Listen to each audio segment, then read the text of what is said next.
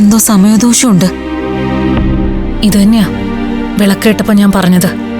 ഇത് തന്നെയല്ലേ പൊട്ടത്തികളെ ഞാൻ നേരത്തെ പറഞ്ഞത്.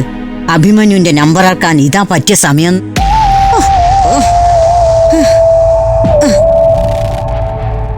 സ്വാമിനിയമ്മയുടെ ഉപദേശം ചോദിക്കാതെ നമ്മൾ ഇറങ്ങി പുറപ്പെട്ടത് ശരിയായില്ല. നടുവും തല്ലി ഞാൻ വീണതും കൂടി ഇതോടൊപ്പം ചേർക്കണം. എല്ലാം അഭിമന്യു വന്നതിന്റെ ദോഷാണ്.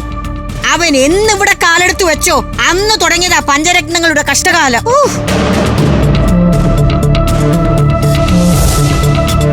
അതെ, ഞങ്ങളുടെ കുടുംബകാര്യത്തിൽ ചേട്ടത്തി ഇടപെടണ്ട.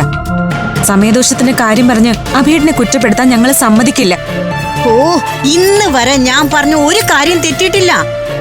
അഭിമന്യുവിന്റെ കാര്യത്തിൽ എനിക്ക് പണ്ടേ ഒരു നെഗറ്റീവ് എനർജി ഫീൽ ചെയ്തിട്ടുണ്ട്.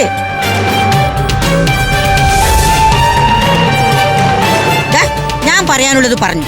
ബാക്കിയെല്ലാം നിങ്ങളുടെ ഇഷ്ടം.